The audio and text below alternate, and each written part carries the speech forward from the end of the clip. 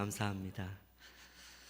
연예인들 중에 그리스도인들은 시상식에 서면 먼저 이 자리에 서게 하신 하나님께 모든 영광을 올려드립니다 라고 인사하는 것을 자주 보게 됩니다.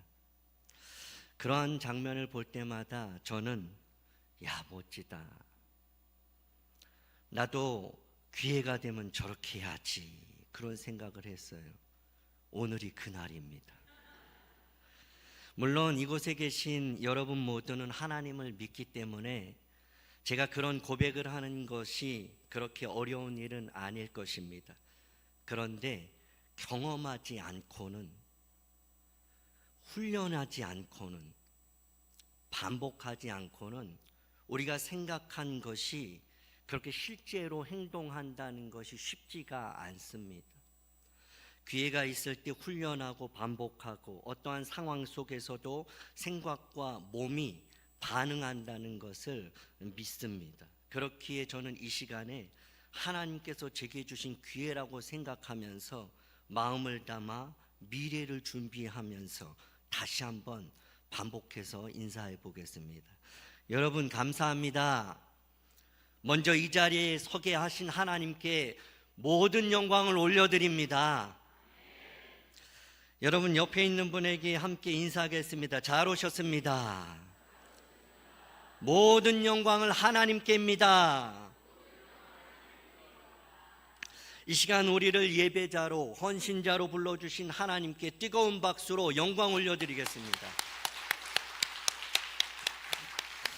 저는 하나님 은혜로 이스라엘 예루살렘에서 4년간 생활하였습니다. 성경에 보면 하나님께서 기드온을 찾아오셔서 샬롬하고 인사를 하셨습니다. 보아스와 추수꾼들도 그 베들레헴 보리밭에서 샬롬했죠. 엘리사의 사환도 수넴 여인을 만나고 샬롬했습니다. 부활하신 예수님도 제자들을 찾아와서 샬롬하셨습니다. 그런데 제가 이스라엘에 가보니까 유대인들은 지금도 만나면 반갑다고, 헤어지면 또 보자고 샬롬 인사를 하더라고요. 근데 여러분, 제가 보니까 평상시에는 샬롬 인사를 하는데 정말 반가울 때는 그 인사 방법이 좀 달랐습니다. 평상시에는 샬롬 이렇게 조금 전에 할렐루야 하는 것처럼 평상시는 샬롬해요. 근데 진짜 반가우면 어떻게 하는 줄 아세요? 샬롬 샬롬 이렇게 인사를 해요. 옆에 있는 분에게 히브리어로 인사하겠습니다. 아주 반가운 모습으로 샬롬 샬롬 인사하겠습니다.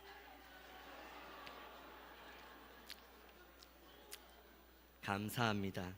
저는 신학대학원에 입학하면서 한 교회에 부교역자로 8년 있었어요. 전도사, 강도사, 부목사로. 그리고 현재 섬기고 있는 낙산교회에서는 5년 동안 동사 목사를 했습니다. 그 과정에서 저에게 하나의 습관이 생겼습니다. 그것은 담임 목사님 말씀에는 무조건 예, 목사님 알겠습니다예요. 담임 목사님 말씀하시면 묻지도 따지지도 않고 그냥 예, 알겠습니다. 한 번은 막 일을 하고 있는데 목사님께서 시간이 있으시네요. 그럼 어떻게 대답해요? 예, 있습니다죠. 없어도 있는 거예요. 잠깐 나 좀 태워주세요. 그러면 어디 가시는데요? 묻지를 않아요. 이유가 있으니까 태워달라 그러시는 거죠. 갈 방향이 있으니까. 그래서 갑니다. 그러면 가면서 말씀하세요. 오른쪽, 왼쪽. 그리고 다 오면 저기 유턴해서 내려주세요. 그럼 탁 내려드려요. 그리고 이제 목사님 잘 다녀오십시오. 그러고 이제 옵니다. 여러분, 작년 11월 8일에 정태문 목사님께서 저에게 헌신 예배 강사로 올 수 있냐고 전화를 하셨어요. 저는 우리 정태문 목사님께 어떻게 대답했을까요? 맞아요. 묻지도 따지지도 않아요. 뭐 어느 전도회입니까? 뭐 어느 교육부서입니까? 뭐 어떤 주제를 해야 됩니까? 묻지 않아요. 그냥 예 알겠습니다요. 그리고 나서 그리고 준비하는 거죠. 제가 오늘 여러분에게 이렇게 앞에 설 수 있었던 이유예요, 그것이. 그리고 더 큰 이유를 찬양을 통해서 깨닫게 되었습니다. 혹시 이런 찬양 아십니까? 하나님의 부르심에는 후회하심이 없네. 내가 이 자리에 선 것도 주의 부르심이라. 하나님의 부르심에는 결코 실수가 없네. 나를 부르신 하나님의 신실하심을 믿네. 작은 나를 부르신 뜻을 나는 알 수 없지만 오직 감사와 순종으로 주의 길을 가리라. 때론 내가 연약해져도 주님 날 도우시니 주의 놀라운 그 계획을 나는 믿으며 살리.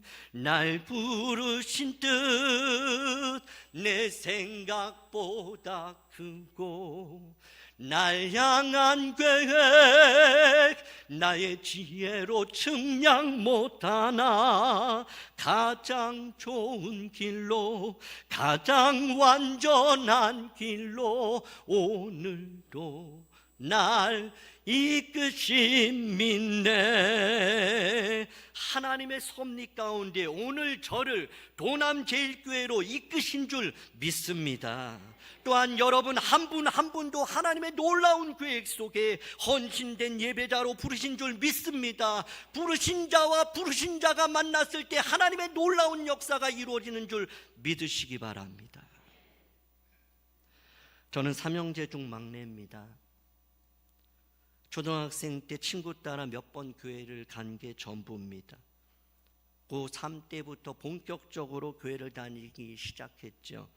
그 이유는 저를 세상에서 가장 사랑해 주셨던 어머니께서 46세라는 젊은 나이에 사형 선고와 같은 위암 말기 진단을 받으셨기 때문입니다. 가정은 원래 불신 가정이에요. 그래서 1년에 한 번은 어머니 따라서 그 불교 행사 중에 연등제라는 게 있어요. 거기에 쫓아가기도 하고 그때마다 가끔 아주 가끔 절밥도 먹었어요. 그런데 어느 날 친척 한 분이 어머니께서 교회에 가보자 그러신 거예요. 3개월 남았다는 진단을 받은 어머니는 마치 물에 빠진 사람이 지푸라기 잡는 심정으로 교회를 나가셨습니다. 저도 그때 어머니 따라서 효도하겠다고 그냥 교회를 함께 쫓아갔죠. 그러던 어느 날 어렸을 때 친구들 따라서 여름 성경학교 때 교회를 갔던 기억이 났어요. 그래서 제가 그때 출석상 그 출석 도장을 다 찍었어요. 새벽, 오전, 오후, 밤까지. 그래서 출석상 선물도 받고 그런 기억이 난 거예요. 그래서 어머니 몰래 가족들 몰래 새벽에 혼자 몰래 일어나서 고3 때 교회를 간 거죠. 교회를 갔더니 이 한 10여 명의 사람들이 무릎 꿇고 그렇게 마룻바닥에 앉아서 기도하고 있었어요. 저도 한쪽에 가서 무릎 꿇고 제가 처음으로 기도란 거를 해봤죠. 기도도 아니죠. 하나님, 우리 엄마 좀 살려주세요. 우리 엄마 그렇게 한참 그렇게 울다가 그냥 돌아왔습니다. 어느 날 어머니 따라서 주일 예배를 드리러 가는 길이었어요. 항암 치료를 해서 그런지 갑자기 길 가다가 넘어지신 거예요. 무릎팍이 깨지고 피도 흘리는 거죠. 그러니까 저는 어머니 집에 가요. 뭐 아픈데 무릎팍도 깨지고 피도 나는데 뭔 교회를 가요. 그랬더니 어머니께서 이만한 것도 다행이다 그러면서 계속 교회를 가셨어요. 그리고 맨 뒤쪽에 앉아서 있는데 어머니가 너무 힘드셨나 봐요. 그래가지고 저한테 성경책 피면서 준비한 헌금 빳빳한 1,000원짜리 3장이었던 걸로 기억해요. 그거 주시면서 성호야 너는 이거 헌금 드리고 와라 그러셨어요. 그리고 결국 어머니는 의사 선생님 말씀대로 3개월 만에 그렇게 돌아가셨어요. 임종을 앞둔 어머니는 옆에서 손잡고 있는 그 울고 있는 고3 막내 아들과 그곳에 있는 많은 사람들을 향해서 마지막으로 작은 목소리로 이렇게 말씀하셨습니다. 하나님 감사합니다. 그리고 성경대로 평안히 그렇게 잠이 드셨어요. 그 일로 저는 신학을 결정하게 됐어요. 그리고 작정기도 40일 작정기도를 했죠. 매일 저녁에 혼자 교회 가서 무릎 꿇고 찬송하는데 교회 다닌 지 뭐 한 3, 4개월밖에 안 되는데 찬송을 어떻게 알겠어요. 찬송가 펴놓고 그냥 아는 찬송 그냥 1장부터 쭉쭉 부르는데 찬송가 310장, 예전에는 410장이고 지금은 310장이에요. 그 찬송을 부르다가 또 엉엉 울게 됐어요. 왜 그러냐면 내가 믿고 또 의지함은 내 모든 형편 아시는 주님. 그러는데 내 모든 형편 아시는 주님 그러는 거예요. 그때 저는 어머니가 돌아가신 것도 힘들지만 내 마음을 아는 사람이 한 사람도 없다는 사실이 더 슬프고 외로웠거든요. 그런데 찬송을 부르는 순간 내 모든 형편 아시는 주님 그러는데 주님께서 마치 제게 내가 너 형편 다 안자, 너의 슬픔을 내가 다 알아 그렇게 말씀하시는 것처럼 느껴진 거지요. 그러면서 저는 찬송가 가사처럼 이렇게 고백을 했어요. 늘 돌보아 주실 것을 나는 확실히 아네. 하나님 지금까지 돌봐주셨어요. 할렐루야. 하나님은 여러분의 형편을 다 아시는 줄 믿으시기 바랍니다. 여러분들을 돌보시고 책임져 주시는 줄도 믿으시기 바랍니다. 예루살렘 히브리 대학교에서 잠시 공부하던 때 점심시간 되면 뜨거운 태양볕 아래에서 담벼락에 홀로 걸터 앉아서 흔히 말하는 눈물 젖은 빵을 먹으면서 저 멀리 보이는 예루살렘 성벽을 습관처럼 바라봤어요. 예루살렘 성벽 한번 보여주세요. 제가 보고 있는 이 여러분들이 보고 있는 모습이 제가 히브리 대학교에서 그 담벼락에 앉아서 이렇게 보는 그 모습이에요. 그런데 놀라운 것은요, 제가 지금 살고 있는 곳, 제가 지금 어디 사냐면 낙산에 살아요. 혹시 낙산에 가보신 분, 예루살렘 성벽, 낙산 성벽 사역하고 있는 이곳에 낙산교회 창문을 딱 열잖아요. 그러면 이 낙산 성벽이 보여요. 우리 집에서, 우리 교회에서 창문 딱 열면. 여러분, 마치 예루살렘 성벽을 그대로 옮겨놓은 이 장면이 보이는 거예요. 한번 비교해 볼까요? 여러분, 하나님의 일하심은요 신묘막측해요. 보게 하실 땐 이유가 있습니다. 보게 하실 땐 하나님이 그 일을 이루게 하시는 줄 믿으시기 바랍니다. 지금은 모르죠. 근데 훗날에 그렇구나, 그것을 우리는 고백할 수 있는 거죠. 오늘 말씀의 제목은 이기는 자의 습관입니다. 작가 찰스 두이구는 습관을 이렇게 말합니다. 어떤 시점에는 의식적으로 결정하지만 나중에는 생각조차 하지 않으면서 거의 매일 반복하는 선택을 한다. 이게 바로 습관이라는 거예요. 어떤 시점에서는 의식적으로 결정해요. 근데 어떤 시점에서는 생각조차 하지 않고 그냥 거의 매일 반복적으로 선택을 하죠. 여러분이 지금 이 오후 예배 참석하는 이 모습이에요. 뭐 특별히 작정하고 계획하고 뭐 노력하고 이런 게 아니라 그냥 습관적으로 자동적으로 이렇게 나오는 모습. 스콰이어 교수는 우리의 뇌는 반복되는 것이나 일정한 패턴이 있는 것은 의식하지 않아도 자동적으로 행동하도록 하는 그 프로그램화 되어 있다는 거예요. 듀크 대학교 연구진은 이런 발표를 합니다. 우리가 매일 하는 행동의 40%가 선택의 결과가 아니라 습관이다. 그래요. 오늘 주일 여러분 새벽부터 지금까지 해온 많은 거의 40%가 계획하고 생각하고 한 것이 아니라 습관적으로 한 거라는 거예요. 누가복음 22장 39절에 보면 예수님도 습관을 따라 감람산에 가셨어요. 예수님이 습관이 있었어요. 그것은 바로 기도예요. 히브리서 10장 25절을 보면 모이기를 피하는 어떤 사람들의 습관과 같이 하지 말고 오직 권하여 그날이 가까움을 볼수록 더욱 그리하자. 사도행전에 등장하는 예루살렘 교회 공동체는 어떤 교회입니까? 날마다 모이기를 힘썼던 교회예요. 오로지 기도하는 일에 전혀 힘쓰는 습관이 있었던 교회가 예루살렘 교회예요. 도남 제일교회가 되기를 축복합니다.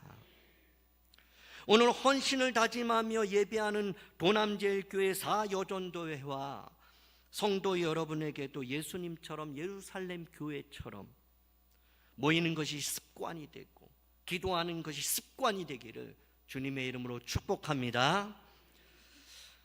15세의 예루살렘의 멸망을 목격하고 바벨론의 포로로 끌려간 다니엘에게도 습관이 있었습니다. 다니엘서 6장 10절을 보면요, 예루살렘으로 향한 창문을 열었어요. 다니엘은 이때가 80세입니다.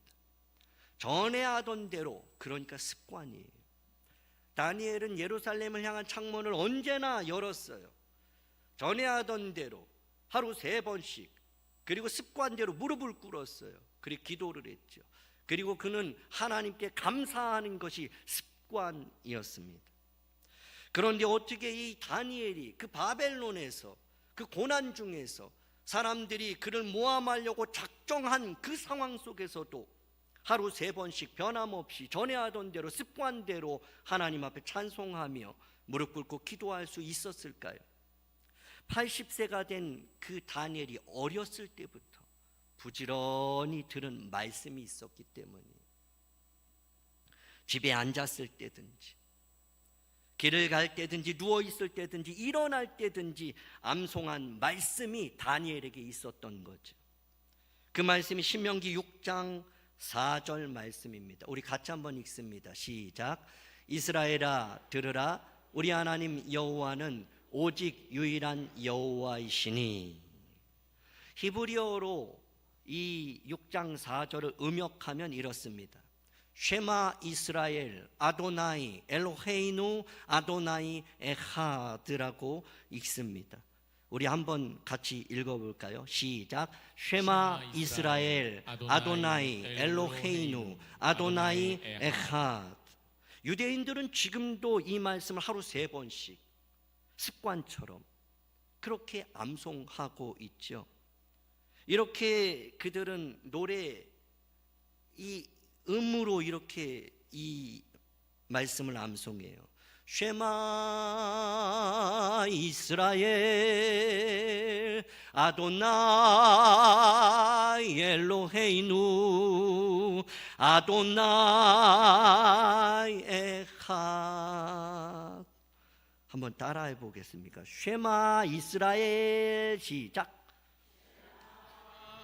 이스라엘 아도나이 엘로헤이누 아도나이 엘로헤이누 아도나이 에하. 아도나이 에하. 잘하시네요. 근데 말씀도 그렇고요, 찬양도 그렇고요, 그냥 하는 거랑 이게 마음을 담아서 하는 건 달라요. 이것도요, 여러분, 쉐마 이스라엘 아도나이 엘로헤이누 아도나 이러면 없어 보여요. 쉐마 이스라엘이 들으라 이스라엘 그건데 어떻게 우리가 쉐마 이스라엘 어떻게 이렇게 해요?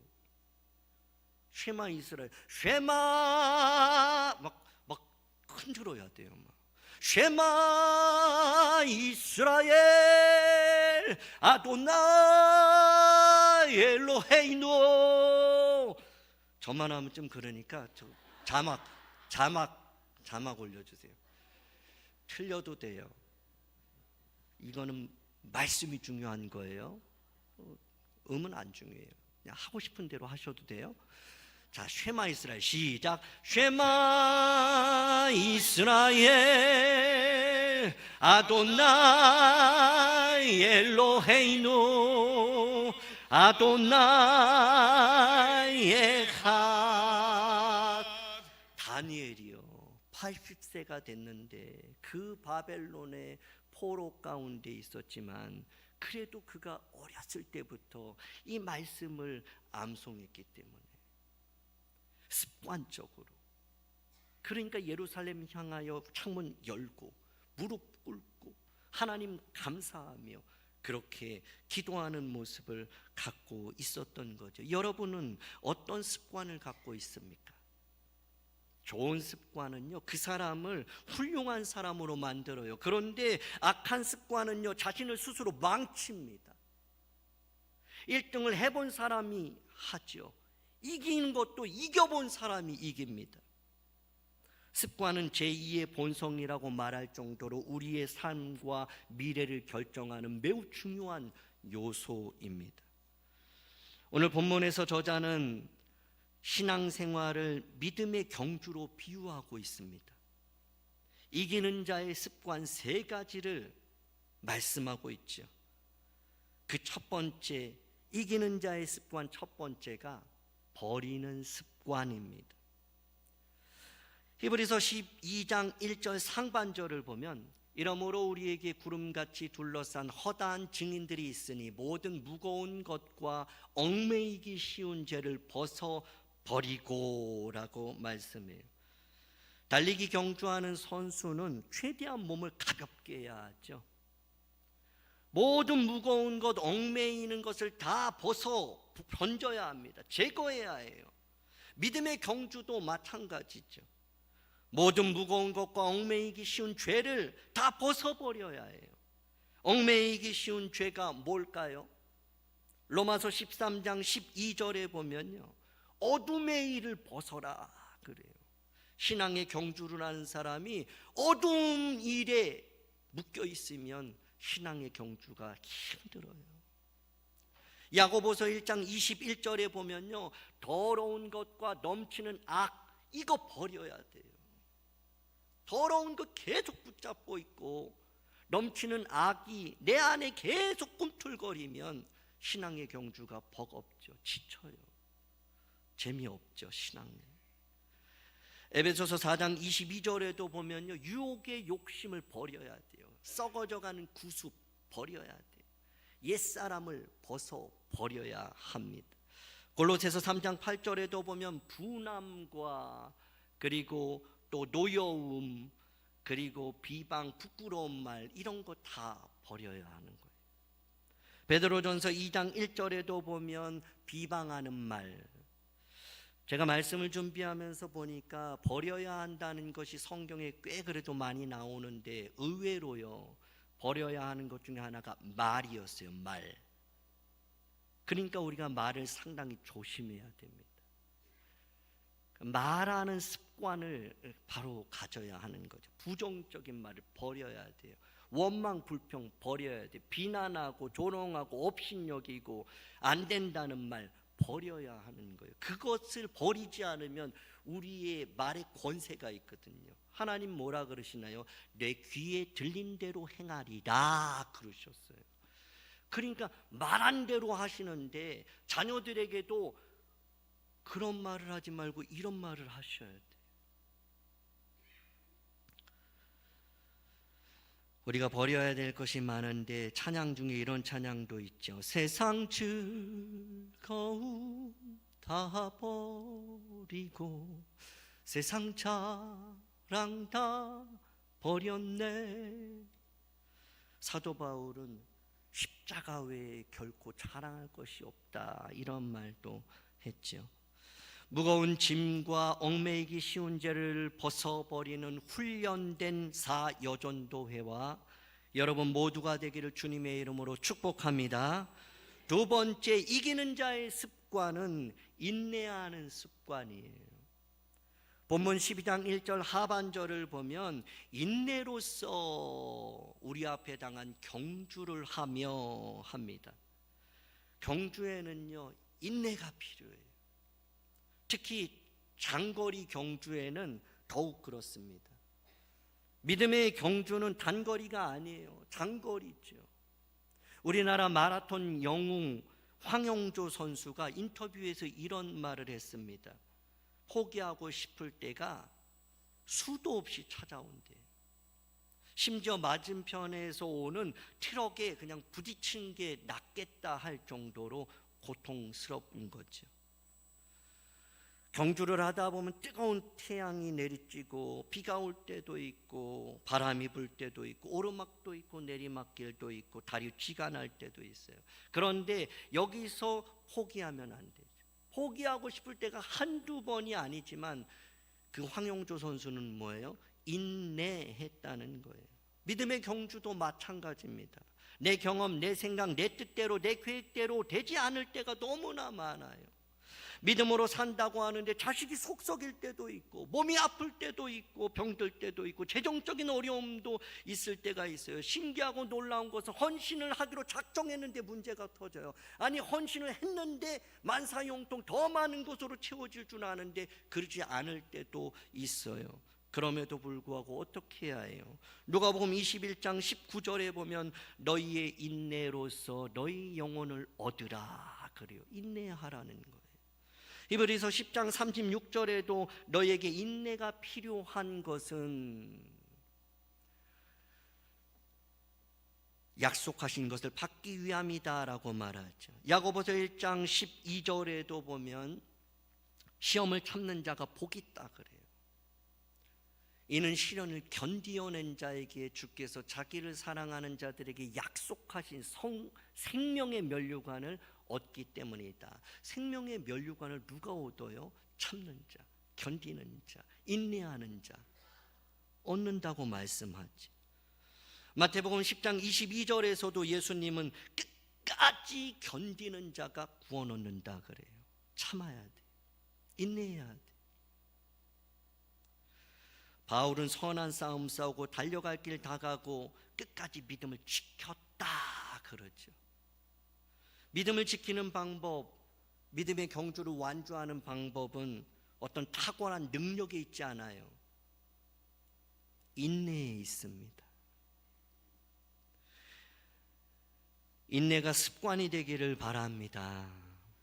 여러분 운동을 하다 보면요, 그 헬스를 하다 보면 러닝머신 뛰잖아요. 그럼 뭐 30분 이렇게 맞춰요.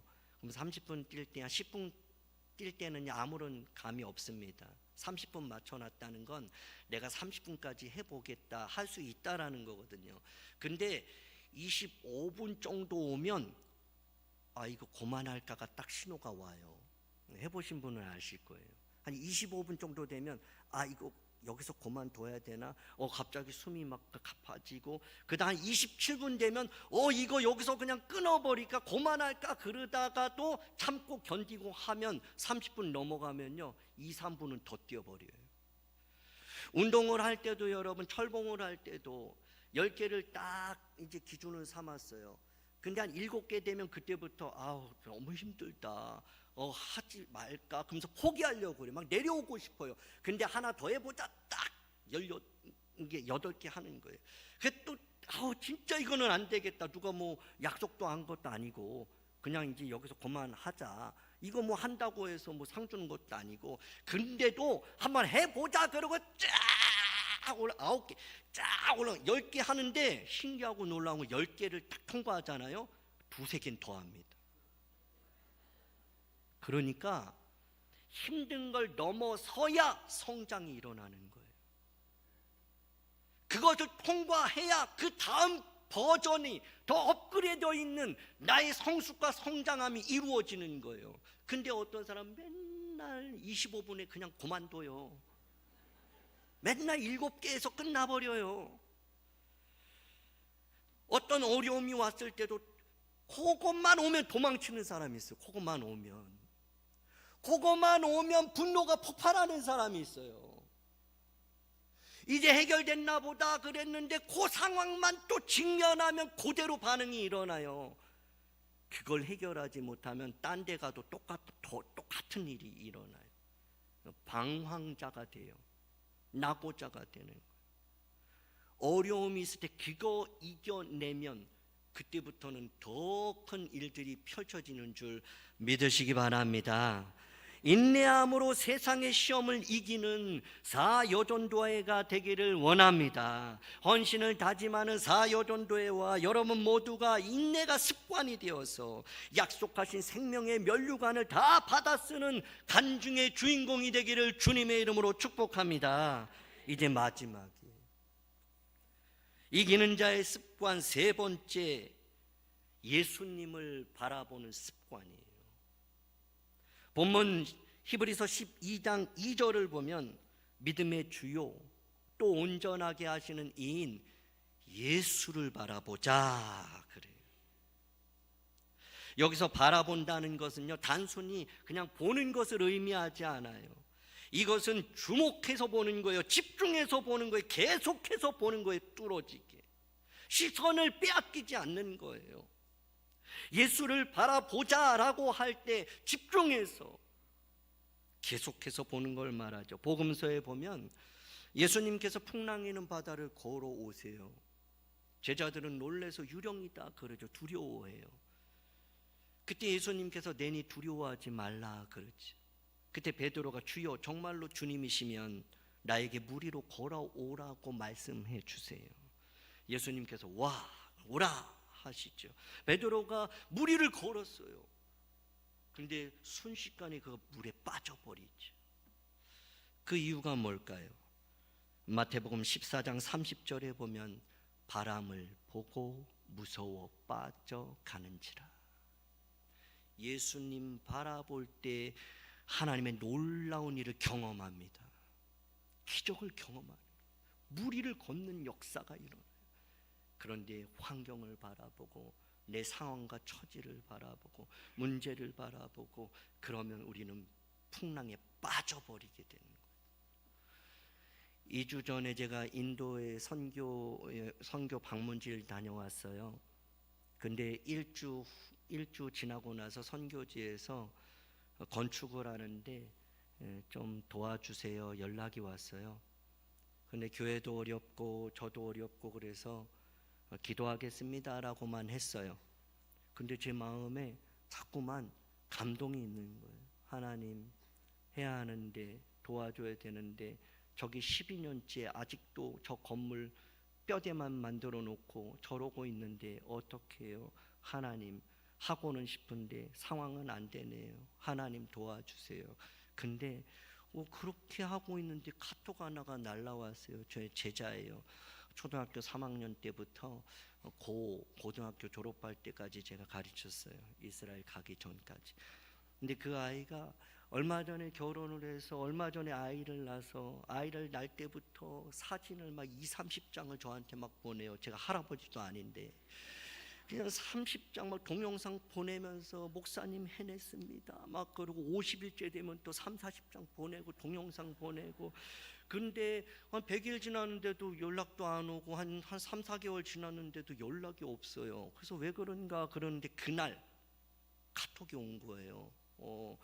자기 아들 이쁜 사진 보내면서 동영상 막 딸기 먹는 거 보내면서 목사님 건강하시죠? 안부 인사를 거예요. 근데 제 마음속에 한 번도 그런 적이 없어요. 근데 제가 그랬어요. 선교 편지를 그대로 보냈어요. 그 아이는 지금 교회는 안 다녀요. 선교 편지를 그대로 보내고 제가 그랬어요. 제가 2주 전에 선교 여행 갔다 왔다. 근데 얼마 전에 이 편지를 받았다. 근데 너한테 이 카톡을 받았다. 그러면서 이름을 얘기하면서 너 한번 네 아들 이름으로 인도의 벽돌에 한번 이름 한번 새겨보자 그랬어요. 부탁 한번 하자. 네 아들 이름으로 인도에 이름 한번 새기자. 벽돌에. 그랬는데 이 아이가 뭐 30대 중반이에요. 얼마면 됩니까? 그래요. 그래서 제가 선교사님이 얼마라고 말도 안 했고, 물어보면 많이 부를 것 같아서 묻지도 않았어. 너가 조금이라도 이렇게 도우면 힘이 되고 소망이 될 것 같다. 그러니까 얼로 보내면 됩니까? 그래요. 그랬더니 조금 있다가 100만 원 보냈습니다. 그래요. 여러분 100만 원은 감동 안 오시죠? 한 1억을 해야 우리 도남제일교회는, 그렇죠? 우리는 100만 원이면은 기적이에요. 하나님 살아계심을 고백하는. 근데 여기는 한 1000만 원, 1억은 해야 뭐 하나님 여러분 적은 일에도 기적을 경험할 수 있길 주님의 이름으로 축복합니다. 숨쉬는 것도 하나님의 은혜인 줄 믿으시기 바랍니다. 100만 원 보냈어요. 그러는 거예요. 그래서 제가 이 일들을 너무 놀랍고 그래서 금요 기도회 때 우리 교회에서 했어요.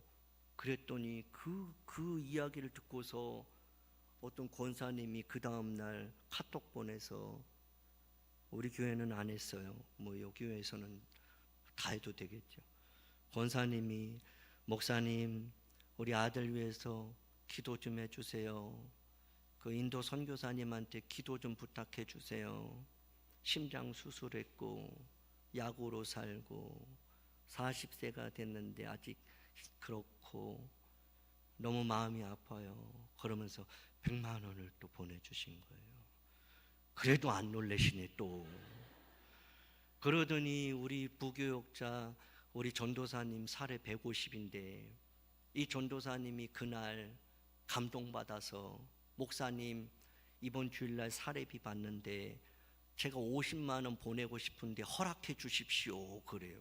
그 제가 어떻게 해요? 허락이요? 딱 했죠. 그리고 또 그 다음날 또 어떤 집사님이 우리 아들 눈을 열어서 주를 좀 볼 수 있도록 교회를 좀 가끔 나와요. 목사님 제가 100만 원 도울게요. 그래서 제가 그거를 다 모아가지고 입금 내역을 다 보내주면서, 여러분들이 이렇게 헌신한 것이 총 350만 원이 모아져서 보냈습니다. 그랬어요. 근데 그 한의원하는 그 제자한테 또 카톡이 왔어요. 목사님 제가 재밌는 간증 하나 할게요. 그래요. 아니 어떤 노부부가 원래는 다른 한의원을 다니나 봐요. 그런데 자기 한의원에 왔다는 거예요. 그날 제가 입금 내역서 준 날, 딱 그날. 그러면서 이분들이 치료 목적이 아니라 그냥 건강 목적으로, 한의사님을 보니까 너무 정직하게 약을 지어줄 것 같아서 여기서 그 한약 2제를 내가 이렇게 하려고 한다. 제일로 비싼 거 녹용 2제를 지을 거다. 근데 여러분 그 친구가 하는 얘기가, 목사님 10,000원의 오차도 없이 정확히 100만 원 주고 갔습니다.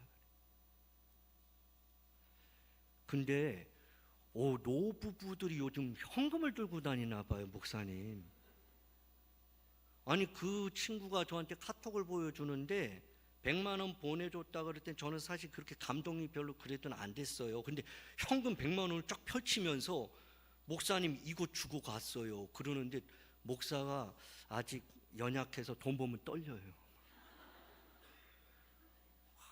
그 5만 원짜리 쫙 펼쳐보면서 그러는데, 그리고 나서 그 다음날 또 카톡이 하나 온 거예요. 매달 5만 원씩 적금을 붓는데 내일 모레 그 적금 만기일이래요. 100만 원.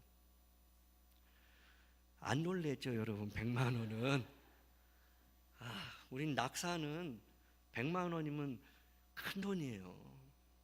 여러분 무슨 얘기를 말씀드리는 거냐면, 안 돼, 우리 못해, 우리도 힘든데 그러면 되는 거 없어요. 그러면서 그 친구가 저한테 이런 얘기 하더라고요. 목사님 돈도 돈인데 마음이 움직이면 못할 게 없네요. 이걸 깨달았어요. 그러더라고요. 여러분, 마음이 움직일 때 하나님이 일하시는 거예요. 세상 일은요, 이것저것 준비해야 되고 능력이 있고 막 사람도 많아야 되고 막 으쌰으쌰 해야 돼요. 근데 하나님의 일은요, 마음 먹으면 그때 하나님이 일하시기 시작하는 거예요. 우리가 결단하면서부터 하나님이 일하세요. 할 수 있다, 하면 된다, 해보자. 그럴 때 하나님, 그래? 너 할 수 있다 그랬냐? 해보자 그런 거야? 하면 된다 그런 거야 진짜? 그래, 그럼 내가 해주겠다 그러는 거죠. 할렐루야. 여러분, 스테반 집사님이 복음 전하 돌맞아 이렇게 막 죽어가고 있으면서 그들을 향해서 저들의 죄를 용서하여 주옵소서 그러면서 그 얼굴이 천사 같다 그랬잖아요. 아니, 어떻게 그럴 수 있어요, 여러분? 여러분, 누가 돌 던지면 진짜 어떤 사람이 요만한 돌멩이 하나 던지면 여러분 그거 그냥 맞고 있겠어요? 좀 땅돌 좀 더 큰 거 들고 그러진 않겠죠? 설마. 근데 우린 그래요. 한번 맞아봐요. 맞으면 안 그러나. 오늘 그 생각으로는 주여, 내가 스데반처럼 나를 돌을 던지고 침을 뱉고 나를 모욕해도 내가 십자가의 그 주님처럼 내가 다 참고 견디고 오히려 그를 축복하겠습니다 이러지만 한번 돌 맞아봐봐요. 그게 쉬운가? 근데 스데반이, 그 집사님이 돌에 맞으면서 얼굴이 천사 같은 거예요. 그러면서 저들을 용서해 주세요 그러는 거예요. 아니, 어떻게 그것이 가능해요? 여러분, 그 답이 사도행전 7장 55절에 나타나요. 우리 한번 같이 읽겠습니다. 시작. 스데반이 성령 충만하여 하늘을 우러러 주목하여 하나님의 영광과 및 예수께서 하나님 우편에 서신 것을 보고, 스데반 집사님이 돌에 맞으면서도 그들을 바라본 게 아니에요. 피 흘리는 나 자신의 연약함을 본 게 아니에요. 죽어가는 나의 아픔을 본 것이 아니라 하늘 영광을 바라보고 예수 그리스도를 바라보고 하나님의 살아계시고 서서 나를 보호하시고 지키시고 인도하시는 것을 본 거죠. 여러분, 어떠한 상황 속에서도 주님을 볼 수 있기를 원합니다. 하나님의 영광을 바라볼 수 있기를 원합니다. 말씀을 정리합니다. 여러분, 우리는 이기는 자가 되기를 꿈꿔요. 모두가 다 이기고 싶어요. 그런데 이기고 싶다고 해서 다 이기는 건 아니죠. 성경은 오늘 분명히 우리에게 말씀해 주고 있어요. 이기는 자가 되기 위해서 버릴 걸 버려야 된다. 여러분, 제가 요거 하나만 더 하고 마칠게요. 제가 목요일마다 동묘 아세요? 동묘. 우린 낙산교회고요. 밑으로 내려오면 동묘예요. 그리고 동대문이 있고 이렇게 올라오는 창신동, 이런 곳이 제가 전도하는 그 구역이에요. 목요일 날마다 그렇게 1시간 동안 노란 조끼 입고 그거 제가 이렇게 늘 목요일 날 이렇게 돌아다녀요. 금요일은 쌍용 아파트라고 우리 교회 앞에서 1시간씩 일주일에 2번 1시간씩 이렇게 해요. 근데 동묘를 내려가요. 이번 주에도 어제 그저께 목요일에 내려갔어요. 내려가서 저는 그 노숙하시는 분들 밥 사드려요. 밥. 제가 처음에는 제 돈으로 밥을 사드렸어요. 근데 제가 이런 얘기를 했더니 어떤 분이 신권으로